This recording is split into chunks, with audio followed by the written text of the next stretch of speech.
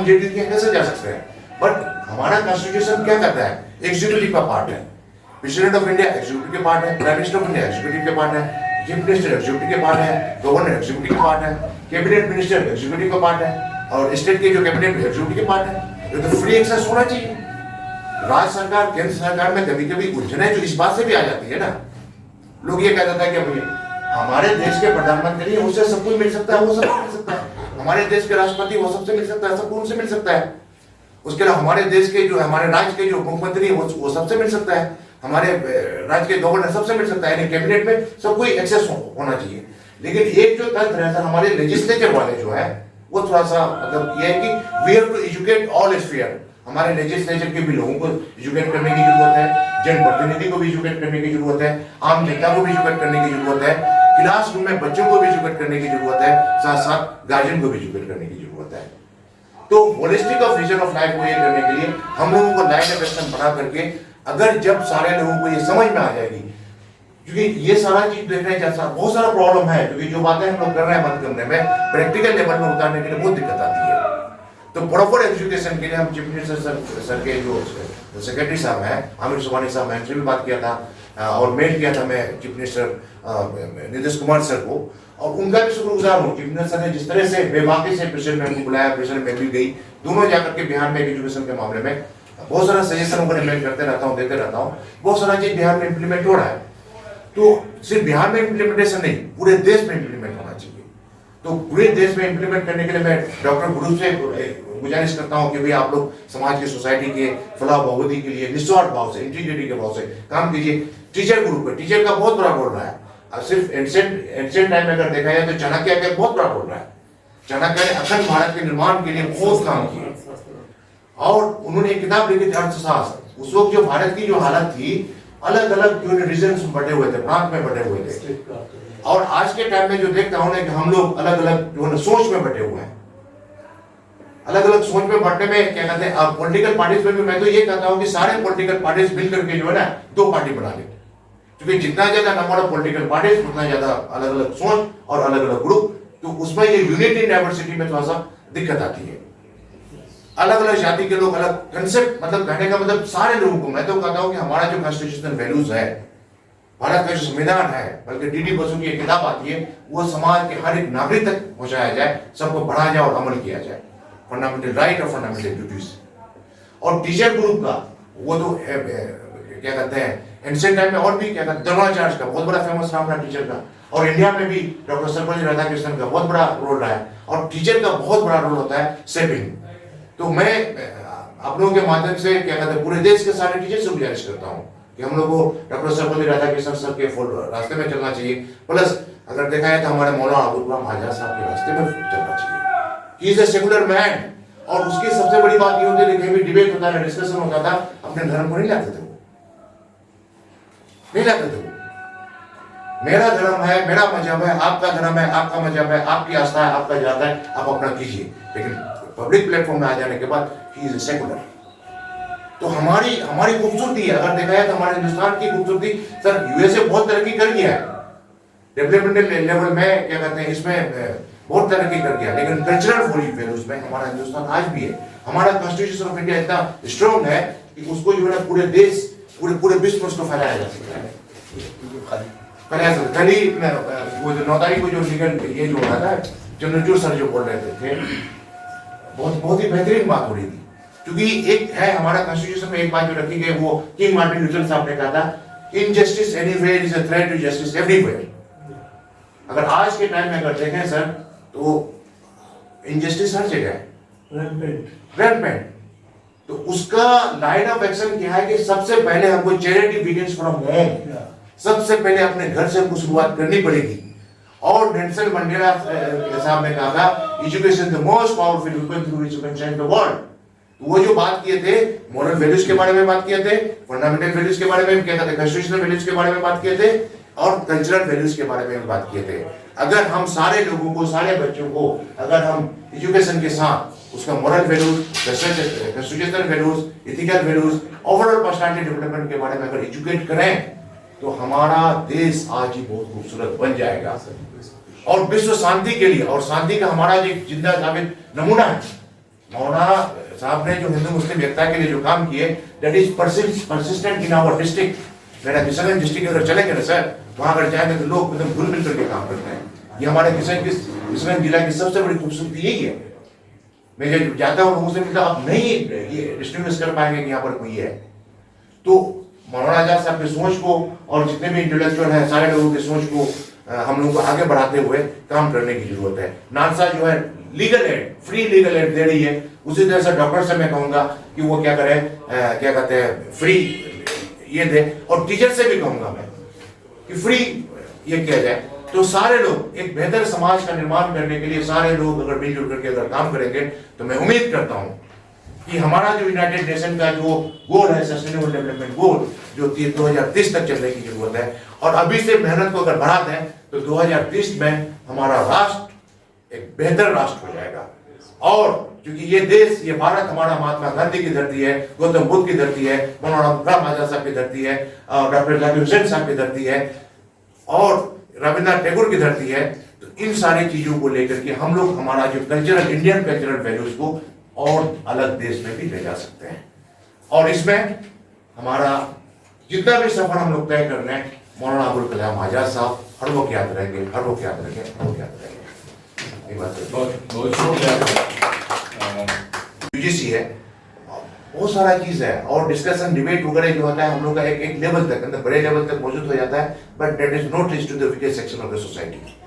तो उसको फैलाने के लिए, वीकेस्ट सेक्शन ऑफ सोसाइटी तक फैलाने के लिए, बातों को फैलाने के लिए हमारे पास भी स्ट्रॉन्ग तंत्र है, एजुकेशन का तंत्र है। और एजुकेशन में नालसा है, नेशनल लीगल सर्विसेज अथॉरिटी, जो कि सुप्रीम कोर्ट का वो क्या है कि that is based on integrity. उसका फंक्शन क्या था, अभी कल ही 9 तारीख को लीगल सर्विसेज डे हम लोग मना रहे हैं, चीफ जस्टिस ऑफ इंडिया से आए थे, लॉ मिनिस्टर से आए थे। हेल्प कर सकता है उस सर्विस को। जो भी पुअर आदमी है, अगर उसको लीगल कोई बड़े वकील को अपने से हायर नहीं कर सकता है, तो they can avail the national legal services authority के सर्विस को। वो वकील गवर्नमेंट अपॉइंट करती है उनके लिए फाइट करने के लिए, चाहे बेल के लिए हो, चाहे कोई भी चीज के लिए हो। तो उसके लिए वो नेशनल कमीशन मूवमेंट उसका कोलैबोरेशन में हो रहा था, तो हम लोग गए थे वहां से, रेगुलेशन सब मिल चुके हैं। ये हर क्या कहते हैं, नेशनल लीगल सर्विस अथॉरिटी, हर स्टेट में स्टेट लीगल सर्विस अथॉरिटी, और हर डिस्ट्रिक्ट में डिस्ट्रिक्ट लीगल सर्विस अथॉरिटी। तो डिस्ट्रिक्ट लीगल सर्विस अथॉरिटी हर पंचायत में जाकर के लीगल अवेयरनेस प्रोग्राम करती है, लोक अदालत करती है, और क्या कहते हैं, और उसके अलावा नेशनल कमीशन मूवमेंट वो भी उससे जुड़ा हुआ है। तो महिलाओं का अधिकार को, महिलाओं के women's right, women right is a fundamental human right. और क्या होता है कि mother, parents are the first school of children, और पेरेंट्स में मदर का बहुत बड़ा रोल होता है, और मदर का ज्यादा, मतलब हमारे इसमें क्या कहते हैं, इस्लाम में भी माँ का दर्जा बाप से 3 गुना ज्यादा दिया गया है, क्योंकि पेरेंटिंग, मदर माँ है। तो मदरिंग का मतलब क्या होगा कि बच्चों के ओवरऑल पर्सनालिटी डेवलपमेंट के लिए माँ का बहुत बड़ा रोल होता है, बेसिक सोशलाइजेशन। तो मदर के इसके लिए कि उसको एम्पावर करने की जरूरत है। आज के टाइम में भी एक्चुअली अगर देखा जाए, सदियों से वुमन के साथ डिस्क्रिमिनेशन होते आया है अक्रॉस द ग्लोब, लेकिन रिसेंट कुछ साल से महिलाओं को उत्थान किया गया है। और महिलाओं को उत्थान में अगर एक वुमन एम्पावरमेंट के बारे में अगर देखा जाए, तो मैरी क्यूरी का नाम सुने होंगे, उसके कंट्री में उसको पढ़ने के लिए नहीं दिया जाता था, बेचारी वहां से छोड़ करके दूसरे कंट्री में गई, अपने पढ़ी, ईमान को पढ़ाई, और पढ़ाने का सी इज द फर्स्ट लेडी, ऐसी लेडी है, उनको भी नोबेल प्राइज मिला, उनके हस्बैंड को भी मिला, और बाद में उनकी 2 बेटी को भी मिला। हाँ, और सिर्फ नहीं, सिर्फ वो एक सिर्फ रिसर्च में ही नहीं थी, एक अच्छी वाइफ भी थी। वो जो लैब में जो काम करती थी, वाइफ हस्बैंड दोनों काम करते थे, उन लोगों के बीच में बहुत अच्छा रिलेशन भी था। तो कहने का मतलब ये है कि we have to educate women's also, हमारी महिला। और आज के टाइम में अगर देखा जाए तो हमारे हिंदुस्तान में भी अगर देखा जाए तो हमारी राष्ट्रपति साहिबा द्रौपदी मुर्मू साहिबा एक महिला है, और जो कि पूरे देश को चलाने के लिए बिल्कुल माँ के तरह से सोचती है, और एक उनका एक रहमदिली है, दरिया दिली है, कि मतलब बड़े लोगों से भी मिलते हैं, छोटे लोगों से भी मिलते हैं।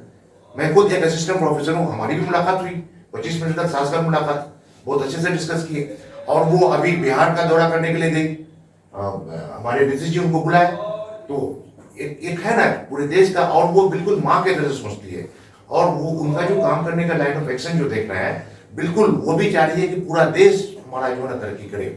और बल्कि हम लोग भी यही चाह रहे हैं कि हम लोग भी मेहनत करके सारा चीज करके हम लोग को देश को एक अखंड भारत नहीं बल्कि एक विश्व गुरु बनने के लिए, यानी कि हमारा कल्चर, हमारा जो इंडियन कल्चर है, कल्चरल वैल्यूज बहुत ही स्ट्रांग है। हमारी खूबसूरती है यूनिटी इन डाइवर्सिटी, हमारी खूबसूरती ये है कि यहाँ पर अलग अलग जाति के लोग, अलग अलग धर्म के लोग, अलग अलग मजहब के लोग, अलग अलग पॉलिटिकल पार्टीज के लोग एक साथ मिलकर के आए हैं। और अभी जो एजुकेशन पॉलिसी का जो अभी है कि हमारा sustainable development goal, sustainable development goal United nation का गोल है, और वो हमारी भारत सरकार ने उसको एडप्ट किया है 2015 में, और 2030 तक जाएगा। तो यूनाइटेड नेशन के जनरल सेक्रेटरी साहब ने भी कहा है कि we need people of all ages and alike to join forces better for the better world. और हमारी जो डिस्कशन प्रेसिडेंट मैम से भी जो हुई थी, वो भी ये बात कही थी कि सस्टेनेबल डेवलपमेंट गोल को पूरे देश में फैलाने के लिए सारे लोगों को मिलकर के काम करने की जरूरत है। तो सस्टेनेबल डेवलपमेंट गोल में 17 पॉइंट्स है, लेकिन मैं इसमें कुछ पॉइंट को ऐड कर दिया। जैसे क्वालिटी एजुकेशन पहले है, पीस एंड जस्टिस है, गुड हेल्थ एंड वेलबींग है, उसके बाद जेंडर इक्वलिटी। ये 4 फील्ड में मास लेवल पर अवेयरनेस क्रिएट करने के लिए यूनिवर्सिटी लेवल में भी अपने बच्चों को बताता हूँ, जिला में जाता हूँ तो जिला में काम करता हूँ, स्टेट में जाता हूँ तो स्टेट में ही करता हूँ। तो ये सारा कंसेप्ट में भी मौलाना आजाद साहब हमेशा याद आते हैं। बात ये आती है कि ठीक है, बहुत सारे लोग सोच, एक आदमी का आइडिया क्या कहते हैं, बहुत सारे लोगों के आइडियाज को फॉलो कर सकते हैं। तो उसमें जहां भी जिस कदम में भी चलता हूँ, हर जगह हमको मौलाना आजाद साहब याद आते हैं, क्योंकि रीड उनका वही है। क्योंकि अभी जो क्या कहते हैं रिसर्च में, अभी रिसर्च ड्रिवन अभी जो है, अभी और IITs NITs को खोलने के बारे में बात चल रही है। तो हम लोग ऐसा करेंगे हर स्टेट में IITs हो, बल्कि आगे चल करके बल्कि उसको हम लोग जिला लेवल पर भी लेकर के जा सकते हैं। तो बगैर मतलब मौलाना आजाद को हम लोग भूल नहीं सकते हैं। और अगर मौलाना आजाद के कंसेप्ट को अगर ला दिया जाए और एक साथ हम लोग मिलकर के, क्योंकि एक बहुत बड़ी बात है, एक साथ मिलकर के काम करना बहुत बड़ी बात है। क्योंकि कोलैबोरेट करना, collaboration, we need collaboration, we need क्या कहते हैं, होता क्या है कि इसमें बहुत सारा प्रॉब्लम है सर। जमीनी स्तर पर आप जाइएगा ना, लोग अलग अलग सोच में बटा हुआ है, ऊंच नीच में, जाति में, धर्म में, मजहब में, इवन के पॉलिटिकल पार्टीज में भी। पॉलिटिकल पार्टीज में भी मैं अभी क्या कहते हैं, प्रेसिडेंट मैम को जब बिहार आने के लिए जो बात चल रही थी, उसमें कुछ लोकल लीडर्स के बारे में बात चल रही थी। अब मुझे ताजुब हुआ कि कुछ लोग ये कह रहे थे कि भाई वो बीजेपी हम जेडीयू के कैसे जा सकते हैं। बट हमारा कॉन्स्टिट्यूशन क्या कहता है, एग्जीक्यूटिव का पार्ट है, प्रेसिडेंट ऑफ इंडिया एग्जीक्यूटिव के पार्ट है, prime minister of India executive के पार्ट है, चीफ मिनिस्टर एग्जीक्यूटिव के पार्ट है, गवर्नर एग्जीक्यूटिव के पार्ट है, कैबिनेट मिनिस्टर एग्जीक्यूटिव का पार्ट है, और स्टेट के जो कैबिनेट एग्जीक्यूटिव के पार्ट है। ये तो फ्री एक्सेस होना चाहिए। राज्य सरकार, केंद्र सरकार में कभी कभी उलझने जो इस बात से भी आ जाती है ना, लोग ये कहता था कि हमारे देश के प्रधानमंत्री उससे सब कुछ मिल सकता है, वो सबको मिल सकता है, हमारे देश के राष्ट्रपति वो सबसे मिल सकता है, सबको उनसे मिल सकता है, उसके अलावा हमारे देश के जो हमारे राज्य के जो मुख्यमंत्री है वो सबसे मिल सकता है, हमारे राज्य के गवर्नर सबसे मिल सकता है, यानी कैबिनेट में सब कोई एक्सेस होना चाहिए। लेकिन एक जो तथ्य रहता है, हमारे लेजिस्लेचर वाले जो है वो थोड़ा सा मतलब ये है कि we have to educate all sphere. हमारे लेजिस्लेचर के भी लोगों को एजुकेट करने की जरूरत है, जनप्रतिनिधि को भी एजुकेट करने की जरूरत है, आम जनता को भी एजुकेट करने की जरूरत है, क्लासरूम में बच्चों को भी एजुकेट करने की जरूरत है, साथ साथ गार्जियन को भी एजुकेट करने की जरूरत है। तो holistic of vision of life को ये करने के लिए हम सुप्रीम कोर्ट का वो क्या है कि that is based on integrity. उसका फंक्शन क्या था, अभी कल ही 9 तारीख को लीगल सर्विसेज डे हम लोग मना रहे हैं, चीफ जस्टिस ऑफ इंडिया से आए थे, लॉ मिनिस्टर से आए थे। हेल्प कर सकता है उस सर्विस को। जो भी पुअर आदमी है, अगर उसको लीगल कोई बड़े वकील को अपने से हायर नहीं कर सकता है, तो they can avail the national legal services authority के सर्विस को। वकील गवर्नमेंट अपॉइंट करती है उनके लिए फाइट करने के लिए, चाहे बेल के लिए हो, चाहे कोई भी चीज के लिए हो। तो उसके लिए वो नेशनल कमीशन गुणमन उसका कोलैबोरेशन में हो रहा था, तो हम लोग गए थे वहां से, रेगुलेशन सब मिल चुके हैं। ये हर क्या कहते हैं नेशनल लीगल सर्विस अथॉरिटी, हर स्टेट में स्टेट लीगल सर्विस अथॉरिटी, और हर डिस्ट्रिक्ट में डिस्ट्रिक्ट लीगल सर्विस अथॉरिटी। तो डिस्ट्रिक्ट लीगल सर्विस अथॉरिटी हर पंचायत में जाकर के लीगल अवेयरनेस प्रोग्राम करती है, लोक अदालत करती है, और क्या कहते हैं, और उसके अलावा नेशनल कमीशन गुणमन वो भी उससे जुड़ा हुआ है। तो महिलाओं का अधिकार को, महिलाओं के women's right is a fundamental human right. और क्या होता है कि mother parents are the first school of children, और पेरेंट्स में मदर का बहुत बड़ा रोल होता है, और मदर का ज्यादा मतलब हमारे इसमें क्या कहते हैं इस्लाम में भी माँ का दर्जा बाप से 3 गुना ज्यादा दिया गया है, क्योंकि पेरेंटिंग मदर माँ है। तो मदरिंग का मतलब क्या होगा कि बच्चों के ओवरऑल पर्सनालिटी डेवलपमेंट के लिए माँ का बहुत बड़ा रोल होता है, बेसिक सोशलाइजेशन। तो मदर के इसके लिए कि उसको एम्पावर करने की जरूरत है। आज के टाइम में भी एक्चुअली अगर देखा जाए, सदियों से वुमन के साथ डिस्क्रिमिनेशन होते आया है अक्रॉस द ग्लोब, लेकिन रिसेंट कुछ साल से महिलाओं को उत्थान किया गया है। और महिलाओं को उत्थान में अगर एक वुमन एम्पावरमेंट के बारे में अगर देखा जाए, तो मैरी क्यूरी का नाम सुने होंगे। उसके कंट्री में उसको पढ़ने के लिए नहीं दिया जाता था। बेचारी वहां से छोड़ करके दूसरे कंट्री में गई, अपने पढ़ी, ईमान को पढ़ाई, और पढ़ाने का she is the first lady, ऐसी लेडी है, उनको भी नोबेल प्राइज मिला, उनके हस्बैंड को भी मिला, और बाद में उनकी 2 बेटी को भी मिला। हाँ, और सिर्फ इतना ही नहीं, सिर्फ वो एक सिर्फ रिसर्च में ही नहीं थी, एक अच्छी वाइफ भी थी। वो जो लैब में जो काम करती थी, वाइफ हस्बैंड दोनों काम करते थे, उन लोगों के बीच में बहुत अच्छा रिलेशन भी था। तो कहने का मतलब ये है कि we have to educate women's also. हमारी महिला, और आज के टाइम में अगर देखा जाए तो हमारे हिंदुस्तान में भी अगर देखा जाए तो हमारी राष्ट्रपति साहिबा द्रौपदी मुर्मू साहिबा एक महिला है, और जो कि पूरे देश को चलाने के लिए बिल्कुल माँ के तरह से सोचती है, और एक उनका एक रहमदिली है, दरिया दिली है कि मतलब बड़े लोगों से भी मिलते हैं, छोटे लोगों से भी मिलते हैं।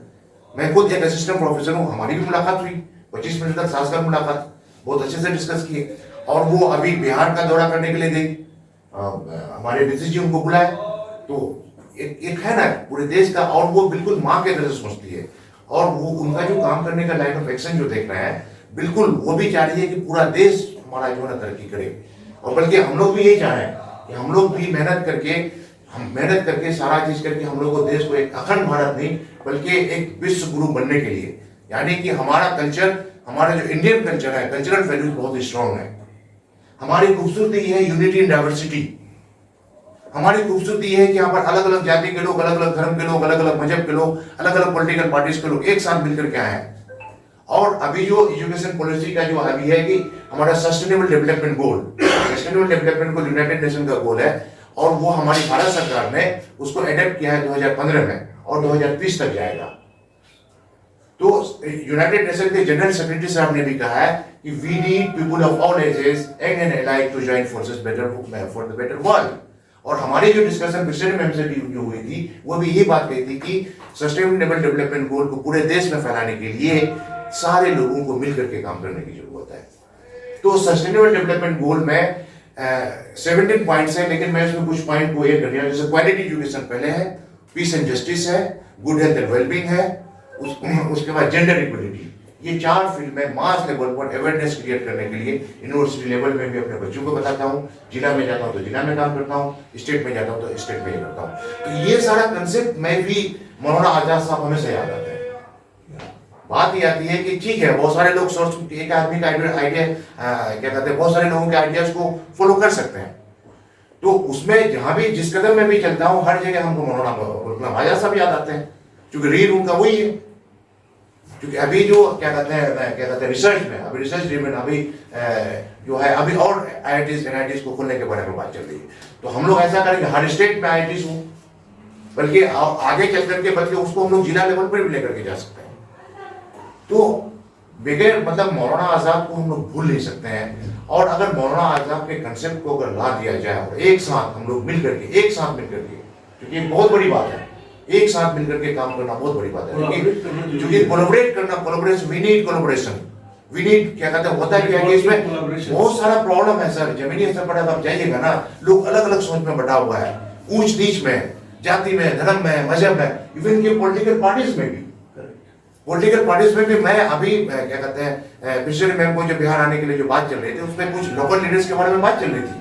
अब मुझे ताजुब हुआ कि कुछ लोग ये कह रहे थे कि भाई वो बीजेपी हम जेडीयू के कैसे जा सकते हैं। बट हमारा कॉन्स्टिट्यूशन क्या कहता है, एग्जीक्यूटिव का पार्ट है, प्रेसिडेंट ऑफ इंडिया एग्जीक्यूटिव के पार्ट है, prime minister of India executive के पार्ट है, चीफ मिनिस्टर एग्जीक्यूटिव के पार्ट है, गवर्नर एग्जीक्यूटिव के पार्ट है, कैबिनेट मिनिस्टर एग्जीक्यूटिव का पार्ट है, और स्टेट के जो कैबिनेट एग्जीक्यूटिव के पार्ट है।